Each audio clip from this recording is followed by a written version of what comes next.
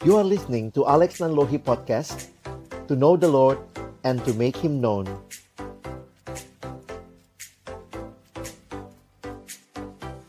Ya, kita berdoa sekali lagi sebelum kita membaca merenungkan firman Tuhan. Kami kembali bersyukur karena Tuhan baik dan menyatakan kebaikan-Mu dalam hidup kami. Terima kasih, kasih setia-Mu sungguh boleh kami alami sampai di sini. Tuhan menolong kami. Dan ke depan pun kami percaya Tuhan tetap hadir dan menyertai kami. Kami kembali akan membuka firman-Mu. Kami mohon bukalah juga hati kami. Jadikanlah hati kami seperti tanah yang baik, supaya ketika benih firman-Mu ditaburkan itu boleh sungguh-sungguh berakar, bertumbuh, dan juga berbuah nyata dalam hidup kami. Berkati hamba-Mu yang menyampaikan, semua kami yang mendengar. Tuhan tolong kami, agar kami bukan hanya jadi pendengar-pendengar firman yang setia, tapi mampukanlah dengan kuasa, dengan pertolongan dari Roh-Mu yang kudus, kami dimampukan menjadi pelaku-pelaku firman-Mu di dalam hidup kami, di dalam masa muda kami. Bersabdalah ya Tuhan, kami anak-anak-Mu sedia mendengarnya. Dalam satu nama yang kudus, nama yang berkuasa, nama Tuhan kami Yesus Kristus, kami menyerahkan pemberitaan firman-Mu. Amin. Ya, kembali kita bersyukur buat kesempatan ini. Kak Alex akan coba share screen dari apa yang saya siapkan dalam sesi yang kedua yang saya bawakan hari ini. Nah, kita akan bicara Speak Christ Up. Wah, ini satu hal yang tentunya teman-teman banyak dengar juga, karena ini tema yang terus berulang ya. Saya mau coba mulai dari satu perspektif tentang orang muda, ya, tentang anak muda, tentang orang muda. Di dalam Alkitab ada banyak bagian yang bicara tentang orang muda. Nah, salah satunya adalah ayat di dalam Amsal 22, ayat yang ke-6. Kalimatnya adalah, didiklah orang muda menurut jalan yang patut baginya, maka pada masa tuanya pun ia tidak akan menyimpang daripada jalan itu. Menarik sekali, waktu bicara tentang masa depan, maka itu tidak terlepas dari apa yang dibentuk atau yang Tuhan izinkan teman-teman alami dalam pendidikan, ya. Pendidikan sebenarnya satu istilah yang luas, ya. Kenapa? Karena pendidikan bukan hanya pengajaran. Makanya kalau lihat ayat ini, tidak dibilang ajar ya, dalam arti memberi pengetahuan, tetapi didiklah. Dalam terjemahan bahasa Inggris kalimatnya menarik ya. Train up a child in the way he should go, and when he is old, he will not depart from it. Nah, teman-teman perhatikan bahwa kata yang dipakai adalah train up. Jadi train up ini bukan sekedar bicara teach, bukan sekedar bicara pengetahuan, tetapi kehidupan yang harus melewati training ya. Pendidikan itu di dalamnya ada disiplin, ada hal yang harus dilakukan, jadi bukan hanya sekadar tahu. Nah, ini nasihat Alkitab. Dan kita tentunya bersyukur di dalam membentuk orang muda. Kak Alex selalu ingat ada segitiga ya, yang terkait satu sama lain, yaitu antara keluarga, sekolah, dan gereja. Nah, harusnya ini akur ya, karena anak ya semua dari keluarga. Lalu kemudian juga sekolah, anak banyak menghabiskan waktu di sekolah, nanti mungkin di kampus. Tapi juga kalau kalian orang yang datang ke gereja, maka ini terkait juga dengan komunitas di dalam gereja. Jadi saya harap kita tidak melihat apa yang kita capai sampai hari ini. Teman-teman sudah kelas 12, sebentar lagi akan melangkah maju. Ini cuma sekadar sebuah proses biasa. Tetapi kalau kita soroti dalam terang firman Tuhan, ini adalah sebuah proses pendidikan yang Tuhan sedang kerjakan dan telah kerjakan bagimu, dan masuk dalam sebuah tahap hidup yang baru. Itulah yang kita ingat tadi ya. Maka pada masa tuanya pun ia tidak akan menyimpang daripada jalan itu.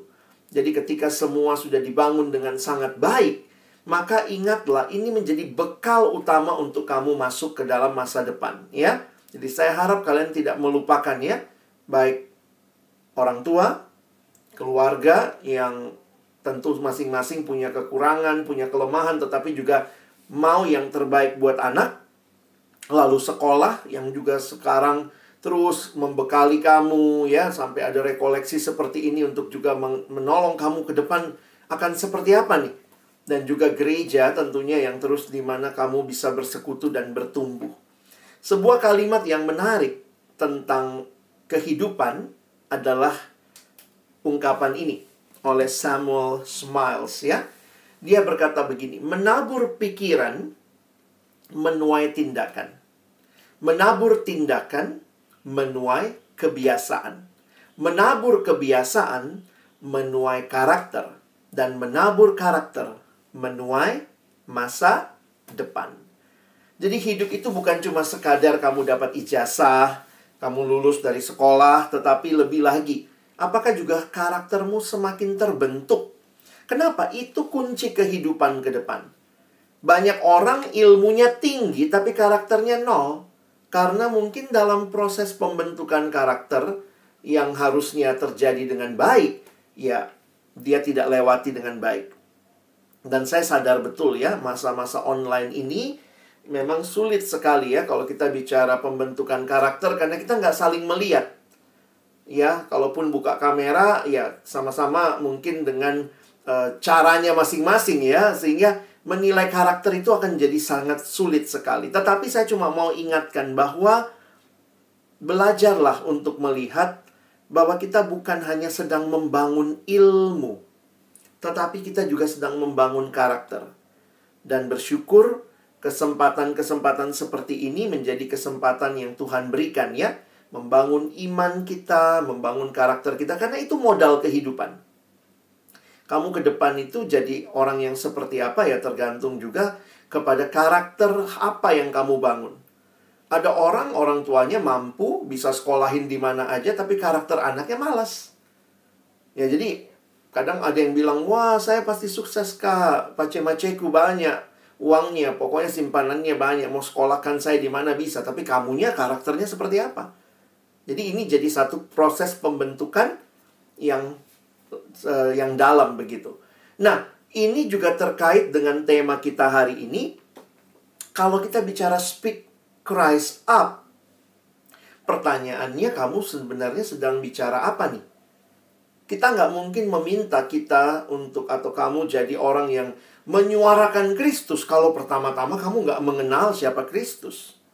Kamu sendiri tidak mengalami. Karena speak Christ up ini bukan cuma masalah bicara. Kemana-mana kita bicara ada orang, wih Kristen sekali dia kalau ngomong, ya oh puji Tuhan, oh haleluya gitu ya. You can just speak Christ up from words, but it's not enough. Ada orang kan kayak itu ya, Kristen sekali gitu ya, ngomongnya, bicaranya. Kalau hari Minggu gitu, kepentok, aduh haleluya, kejedot, aduh maranatha gitu ya. Semua bahasa-bahasa Alkitab. That is not what speak Christ up. It's more than just words. Nah, yang menarik adalah ketika Paulus di akhir hidupnya, dia punya anak rohani, Timotius, ya. Nah, kita akan belajar waktu Paulus kirim surat sama anak rohaninya Timotius. Paulus sedang meneruskan tongkat estafet pelayanan, karena Paulus sadar dia nggak hidup terus ya. Makanya Paulus melihat anak muda ini, seorang muda yang namanya Timotius. Pada waktu Paulus tulis surat 1 dan 2 Timotius, nah ini kira-kira ada kondisi yang mirip ya. Jadi pada waktu itu, kalau ini surat kedua sebenarnya, sekitar tahun 64 Masehi, pada saat itu ancaman besar melanda kekristenan di provinsi Asia. Waktu itu, Asia bukan sekadar nama benua ya, tetapi sebuah provinsi di wilayah Kekaisaran Romawi. Itu yang dikenal sebagai Asia Minor, Asia Kecil. Sekarang banyak orang tur ke sana ya. Itulah daerah Turki ya. Nah, pada waktu itu Efesus itu ada jadi ibu kotanya Turki bagian barat itu ya. Nah, Efesus ibu kotanya. Waktu itu apa yang terjadi? Nah, ini kalau lihat peta ya, Alex senang pakai peta.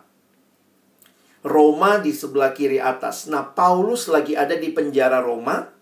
Paulus tulis surat kepada Timotius yang ada di Efesus. Lihat. Efesus itu di Asia. Nah, itu ada kota Efesus. Nah, apa sih tantangannya? Wah, waktu saya pelajari ini menarik teman-teman ya. Ada 2 tantangan, ada ancaman. Pertama, dari luar. Dari luar jadi orang Kristen waktu itu nggak mudah. Karena ada aniaya dari pihak-pihak yang benci sama Tuhan Yesus dan juga benci sama pengikutnya. Yang lucunya, mereka dibenci justru karena hidupnya benar. Lucu ya. Orang hidup benar, hidup baik malah dibenci. Makanya orang-orang waktu itu yang menyembah berhala, hidupnya sexual morality-nya jelek, mereka tuh merasa, wah kenapa ini hidupnya kudus-kudus banget gitu ya. Nah, maka mereka diancam. Lalu ada ancaman dari dalam. Dari dalam gereja pada waktu itu ternyata ada masalah pengajaran sesat. Jadi bayangkan, kekristenannya mengalami ancaman luar dan dalam.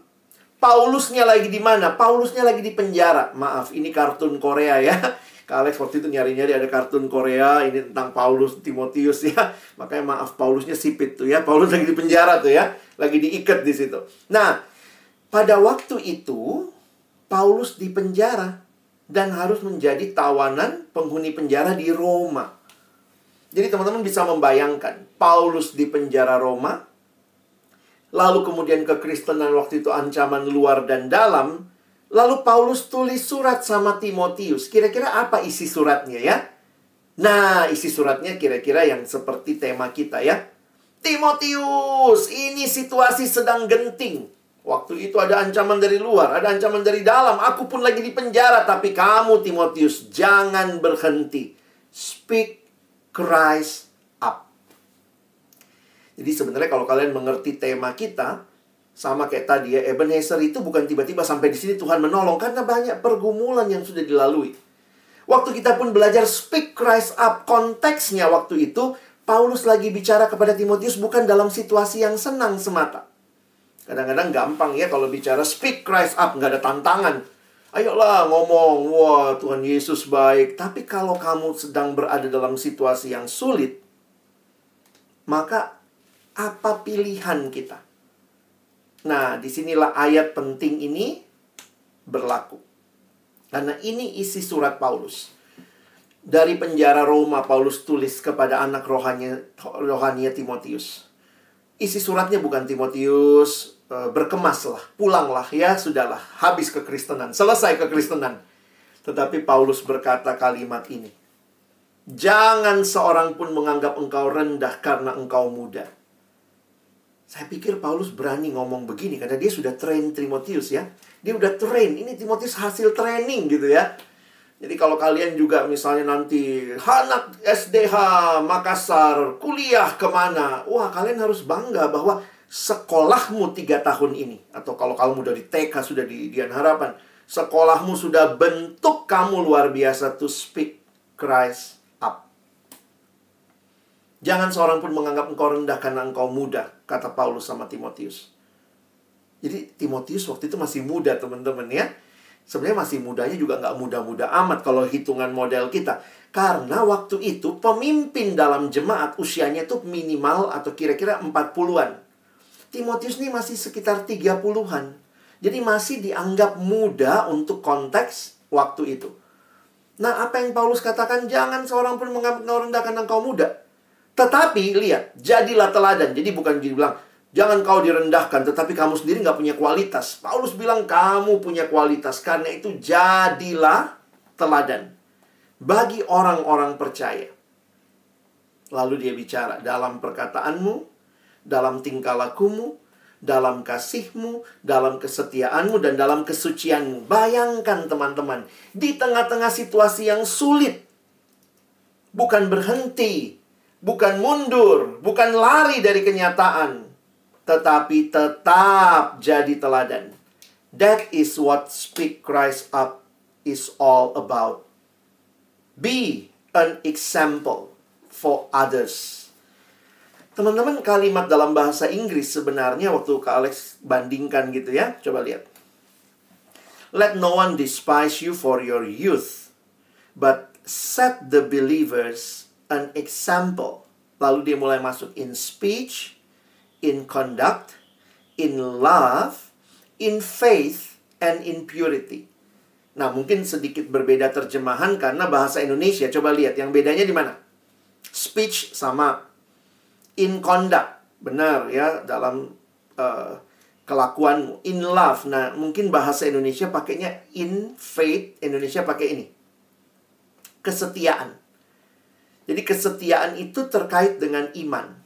Ya, karena bahasa Inggris sebenarnya menggunakan in faith and in purity. Bisa lihat ya. Set an example in speech, in conduct, in love, in faith, and in purity. Indonesia, dalam perkataan, benar ya, dalam tingkah laku, conduct, dalam kasih, in love, dalam kesetiaanmu. Nah, ini kaitannya sama iman. Setia di dalam iman, kira-kira begitu ya. Dan dalam kesucianmu, in purity. Nah, teman-teman, biar gampang kita sekarang mesti ingat ya, bahwa ternyata speak Christ up is not only about speaking, but it's all about the whole of our life. We should be an example, a living example. Ya. Makanya kalau kalian perhatikan, Kak Alex senang nih ya dengan kata jadilah teladan. Teladan itu akan berbicara lebih daripada sekadar perkataan. Karena lihat, kalau cuman perkataan, ya Paulus bilang aja, jadilah teladan dalam perkataanmu, titik. Tapi bukan hanya itu. Dalam tingkah lakumu. Orang akan lihat bukan cuma perkataanmu, bahkan your conduct, your action. Sebuah ilustrasi atau kalimat bijaksana bilang begini, your life, your action speaks louder than your words. Bahkan lebih daripada kata-katamu. Makanya jangan cuma jadi orang yang kata-katanya rohani, tapi kelakuannya bagaimana? Dalam kasih bagaimana? Kasih itu ya kepada Allah tentunya, kepada sesama. Dalam kesetiaanmu, dalam imanmu, memelihara imanmu.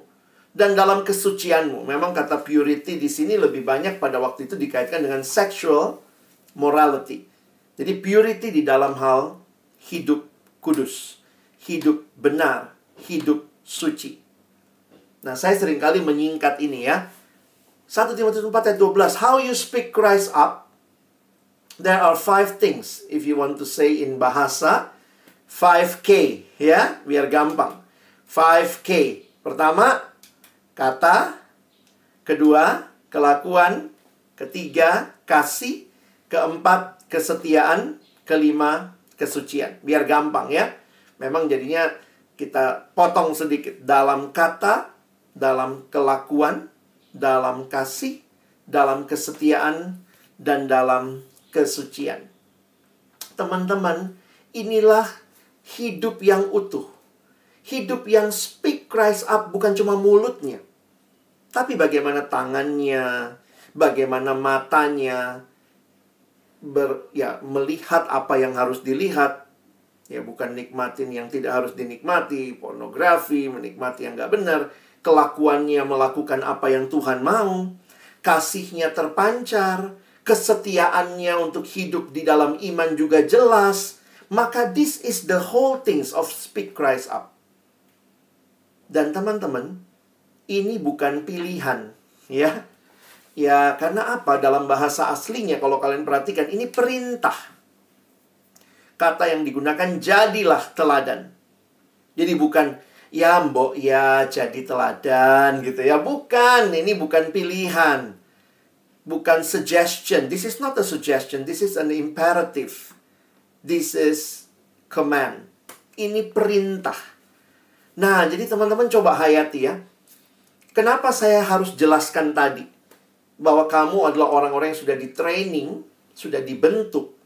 Karena speak Christ up itu nggak terjadi tiba-tiba. Nanti kalau masuk kampus, masuk dunia kuliah yang beda sekali sama dunia SMA, terus saya mesti jadi teladan. I should be an example. Mungkin kamu bilang, bagaimana sir? Bagaimana saya mesti jadi teladan? Jangan lupa, kau sudah di-training. Apa trainingnya? Mungkin itu yang kau rasa membosankan. Bangun, saat teduh, devosi pagi sama-sama. That is something yang di-training hari demi hari. Sehingga begitu memulai hari, kita cari Tuhan. Bukan sekedar cari pelajaran. Kita set our hearts for God. And that sesudah itu Tuhan akan membangun kita lagi. Jadi teman-teman coba ingat ya, bahwa ini semua bukan perintah tanpa persiapan. Sebagaimana Paulus menyiapkan Timotius. Jadi waktu Kak Alex cari-cari kan, waktu Paulus tulis surat 1 Timotius, Paulus itu sudah melayani Timotius kurang lebih dari 10 tahun. Jadi Paulus sudah sama-sama Timotius 10 tahun. Makanya Paulus sampai berani bilang, Timotius sekarang kau jadi teladan. Saya pikir Bapak Ibu guru juga ya, setelah mendidik kamu ya 3 tahun, ada yang mungkin dari SMP berarti sekitar 6 tahun, ada yang mungkin dari SD, berarti sekitar sama seperti Timotius sama Paulus ya. Sekarang Bapak Ibu guru mau mengutus anak-anak kami, anak-anak kita, dan mengatakan, jadilah teladan. Dimanapun kau berada, speak Christ up. Tapi itu bukan sesuatu yang diminta tanpa disiapkan. Apa yang kamu lihat, yang kamu alami, baik di rumah orang tua, baik di sekolah Bapak Ibu guru, baik di dalam gereja, komunitas, itu menjadi satu persiapan yang Tuhan berikan. Supaya teman-teman dimanapun nanti kamu ditempatkan, kamu jadi teladan. Dan teladan itu apa? Seperti Kristus. Mirip kayak Kristus. Ya kita bukan Yesus ya, tapi kita mirip seperti dia. Itu kerinduan orang percaya. Hidup semakin serupa dengan Kristus. Dalam hal apa? Dalam hal perkataan, kelakuan, di dalam kasih, dalam kesetiaan iman, dan di dalam kesucian. Jesus should be our example if we want to speak Christ up. Gak mungkin kita speak Christ up, but we never know Christ. Kita nggak tahu siapa Yesus. Justru karena kamu sudah kenal Yesus, kamu sejak SD, sejak SMP, sejak SMA diperkenalkan, diceritakan, digambarkan bagaimana karya Kristus yang luar biasa. Dan itu mengubah, mentransformasi. So you now can speak Christ up. Jadi ini bukan lahir dari sekadar pengetahuan, tetapi pengalaman bersama Kristus.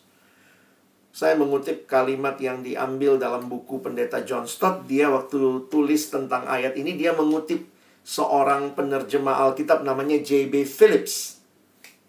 Penulis Kristen dari Inggris menuturkan dengan cukup baik. Ya, dia mensummarize atau dia paraphrase ya ayat yang tadi.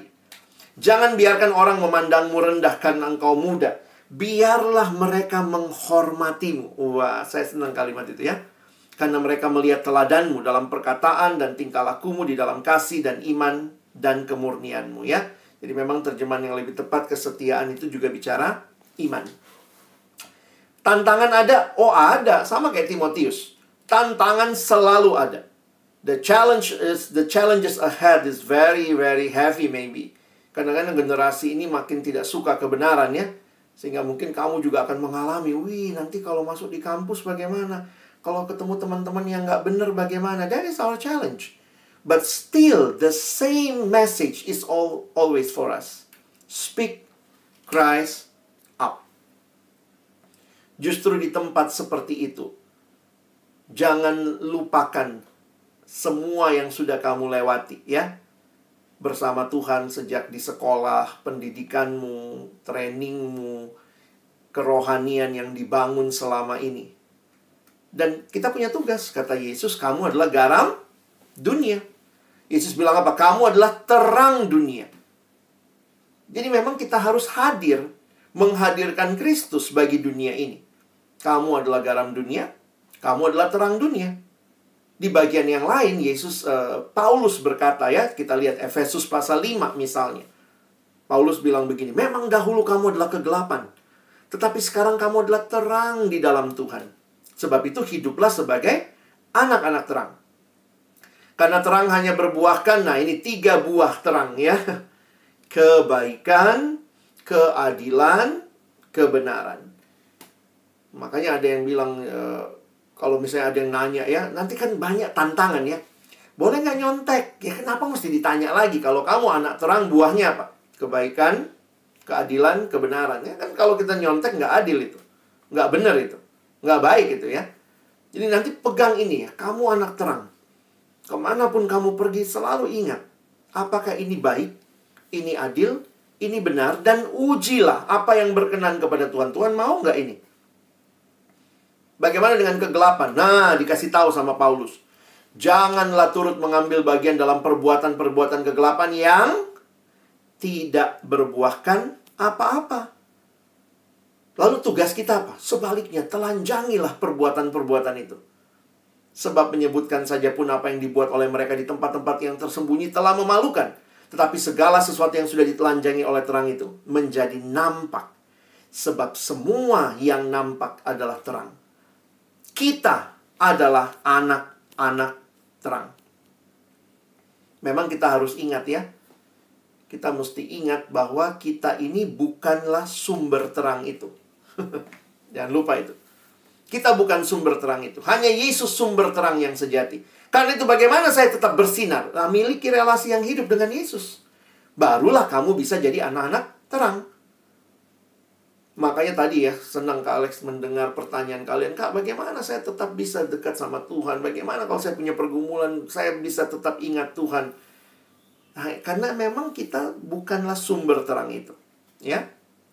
Tetapi ketika kita bersatu dengan Kristus, kita terima Dia dalam hidup kita. Kita punya relasi dengan Tuhan. Tiap hari kita bisa punya waktu membaca, merenungkan firman.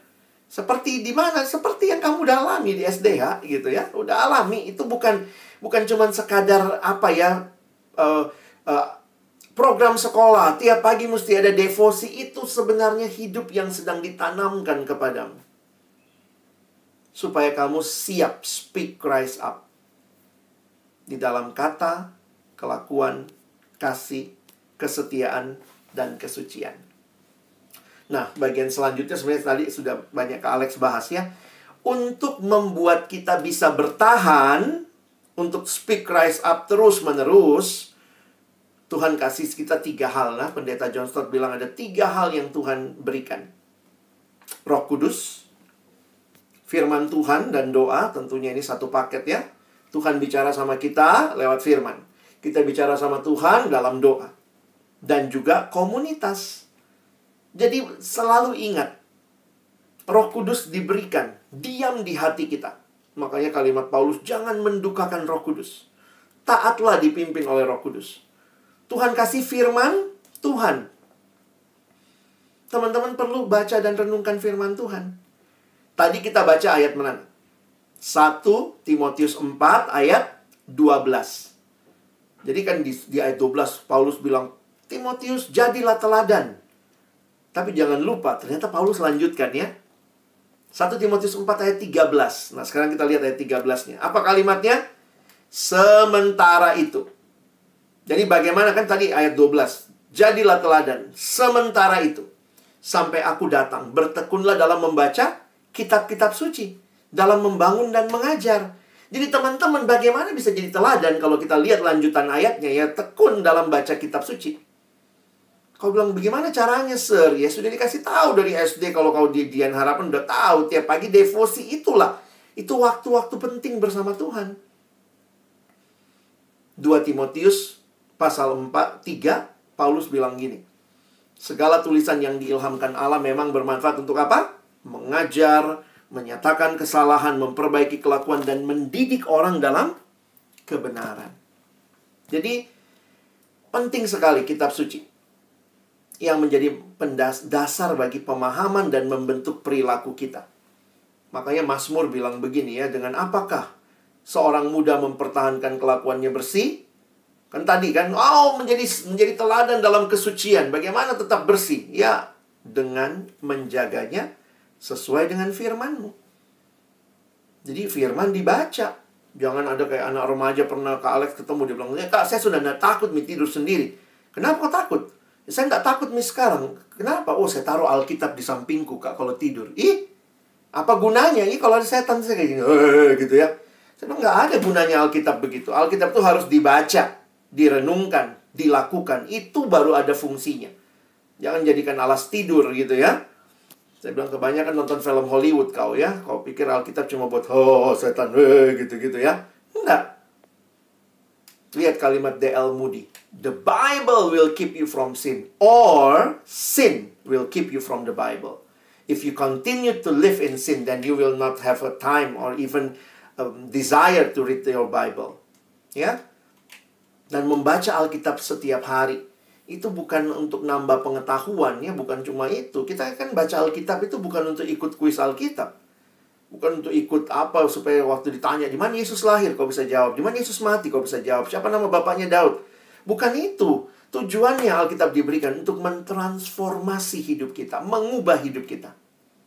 Jadi, ini kalimat Paulus sama Timotius, sembari kau tunggu aku, tekunlah dalam baca kitab suci. Nah, buat adik-adikku, aduh kak, bagaimana saya bertahan nanti? Ya ini, tekunlah membaca kitab suci. Saya mau speak Christ up, kak. Kalau saya di kampus nanti, dimanapun saya mau speak Christ up. Bagaimana kuncinya? Tekun membaca kitab suci. Ingat, ada Roh Kudus. Roh Kudus memberikan firman, sehingga waktu kita baca firman, Roh Kudus mengajari kita. Dan yang terakhir, we need community. Ada ayatnya, ada. Tadi 4 ayat 12, 4 ayat 13, sekarang 1 Timotius 4 ayat 14. Perhatikan, Paulus tidak minta Timotius seorang diri. Dia ingatkan Timotius dalam konteks community. Karena itu lihat perintahnya. Jangan lalai dalam mempergunakan karunia yang ada padamu, yang telah diberikan kepadamu oleh nubuat dan dengan penumpangan tangan sidang penatua. Berarti di mana Timotius exercise karunia? Nggak ada orang melakukan karunia seorang diri. Karena karunia itu diberikan supaya dipakai membangun bersama. Makanya dalam 2 Timotius pasal 1 juga diingatkan, ya, kobarkan karunia Allah. Kobarkan the gift of God. Nah, the gift of God itu mesti di-exercise di dalam community. Makanya kalau lihat kalimat terjemahan lainnya, oleh karena itu saya mau mengingatkan kamu supaya kamu terus memanfaatkan dan meningkatkan kemampuan rohani yang diberikan Allah kepadamu. Pada saat saya meletakkan tangan atas kamu, kemampuan itu seperti api yang tidak dibiarkan padam, tetapi perlu terus dinyalakan. Lihat lagi ayat 15. Kalimatnya, ini kalimat komunitas. Punya gift itu pasti dalam community. Jadi jangan tinggalkan komunitas. Ayat 15, Paulus bilang apa lagi? Perhatikanlah semuanya itu. Hiduplah di dalamnya, supaya kemajuanmu nyata buat siapa? Buat semua orang. Menarik, ya? Berarti kita bukan hidup seorang diri. Perintah yang diberikan supaya kita tetap ada dalam komunitas dan kamu kelihatan maju. Siapa yang lihat? Orang-orang lain. Itu berarti kamu harus punya komitmen untuk terus bertumbuh. Ya. Nah, jadi Kak Alex mau simpulkan, ya, we need to speak Christ up. Ini bukan masalah bicara, tetapi the whole life. Perkataan, kelakuan, ya, kasih, kesucian, dan juga iman, ya, kesetiaan. Maka bertumbuhlah. Ingat, kita dipanggil jadi garam dan terang. Jadi nanti dimanapun kalian hadir harus jadi garam, harus jadi terang. Bersaksi. Dan ingat, sekali lagi, ya, kita bukan sumber terang. Yesus bilang apa? Akulah terang dunia. Barang siapa mengikut aku, ia tidak akan berjalan dalam kegelapan, melainkan akan mempunyai terang hidup. Nah, karena itu, sekali lagi kalimat ini, ya, kita bukan sumber terang. Jangan sombong, jangan rasa hidupmu ke depan gak butuh Tuhan. I can speak Christ up by myself. No, you will never, ever enough just on your own self. Miliki relasi yang hidup dengan Yesus, barulah kamu bisa memancarkan terangnya. Di mana? Di dalam cara belajarmu nanti, ya. Kalian akan melanjutkan mungkin kuliah. Bergaulmu juga, you need to speak Christ up.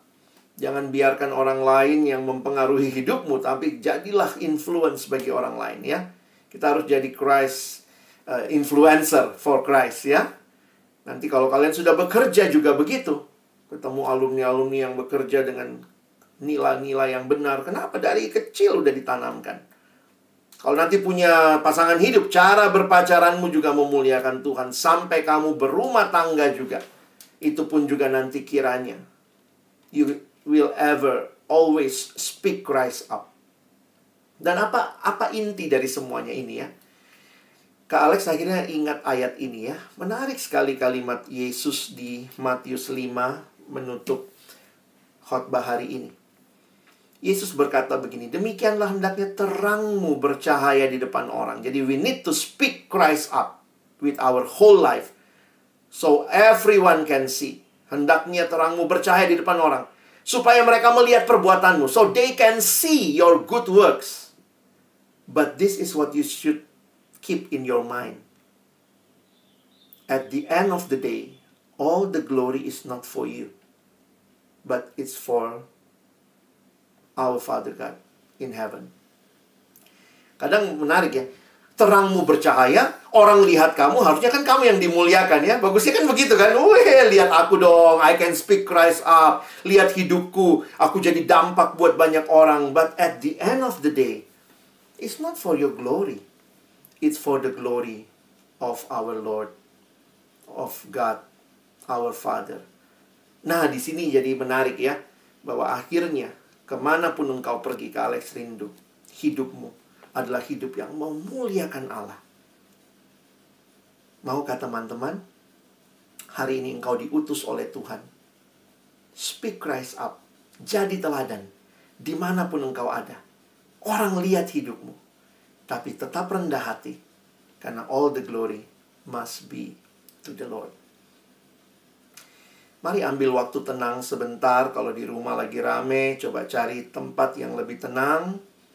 Kak Alex kasih waktu 1 menit. Kita doa pribadi dalam hati ya. Apa yang Tuhan ingatkan, apa yang Tuhan nyatakan lewat firman hari ini, biarlah kamu boleh terbuka di hadapan Tuhan. Nyatakan doa-doa pribadimu. Dan nanti Kak Alex akan memimpin doa pengutusan. Untuk mengutus semua kita, dimanapun kita hadir, to speak Christ up. Mari dengan waktu yang tenang. Kalau ada banyak gangguan, tinggalkan dulu sebentar. Kita mau fokus, cari tempat yang tenang, dan kita akan berdoa untuk mengutus teman-teman di akhir dari proses pembelajaranmu di sekolah ini. Tuhan mau mengutus kamu to speak Christ up di dalam setiap perjalanan hidup kita ke depan.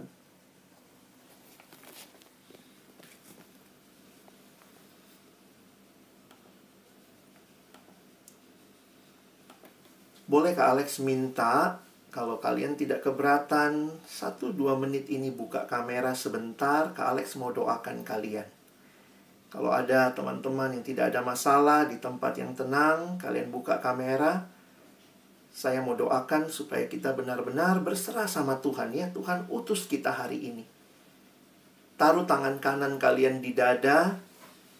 Sembari nanti Kak Alex akan memimpin dalam doa. Saya kasih waktu lagi. Jika masih ada yang mau buka kameramu sebentar saja, 1-2 menit. Saya mau doakan, mengutus adik-adikku. Taruh tangan kananmu di dada. Kita mau berdoa untuk setiap komitmen yang kita hari ini sudah dengar. Tuhan mau utus kita. Mari silakan, jika masih ada yang tidak bermasalah, silakan buka kameramu sebentar. Bapak Ibu Guru juga bisa melihat anak-anak kita. Inilah anak-anak yang Tuhan sudah berikan paling tidak 3 tahun terakhir untuk kita didik dan kita bina. Dan mari Bapak Ibu juga doakan anak-anak kita.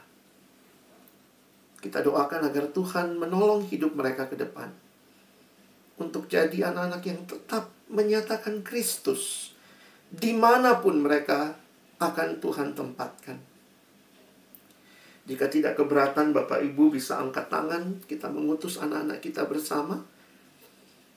Dan saya akan memimpin di dalam doa. Bapa di dalam surga, kami bersyukur bahwa tidak ada hal yang kebetulan, termasuk di dalam proses belajar mengajar yang Tuhan izinkan bersama dengan anak-anak kami 3 tahun ini. Dan juga 2 tahun sulit di mana kami mungkin tidak bertemu secara langsung. Tetapi proses itu tetap Tuhan kerjakan. Dan tetap Tuhan bangun anak-anak kami. Dan hari ini di hadapan Tuhan, Kami mengutus anak-anak kami dengan kekuatan kasih karunia yang dari Tuhan. Bukan dari kami Bapak Ibu Guru, bukan dari kami hamba Tuhan, tetapi dari Tuhan sendiri yang mengasihi mereka. Yang hari ini mengutus mereka untuk speak Christ up. Di dalam perkataan, di dalam kelakuan, di dalam kasih, di dalam kesetiaan, dan di dalam kesucian. Karena itu anak-anak yang dikasihi Tuhan, pergilah dalam damai sejahtera. Ingatlah mengutamakan Tuhan dalam setiap langkah hidupmu. Dan percayalah, Tuhan yang hadir di masa lalu, di masa kini Ebenezer, Tuhan yang sama, menyertai dan mengutus engkau masuk dalam tahap yang baru dalam kehidupanmu. Jenjang pendidikan tinggi. Engkau hadir, ya Tuhan, bersama dengan anak-anak kami. Karena itu, jangan takut dan teruslah berserah kepada Tuhan. Kami mengutus anak-anak kami di dalam nama Tuhan Yesus Kristus. Kami sudah berdoa, bersyukur. Amin. Baik, silakan saya kembalikan kepada Sir Andrew.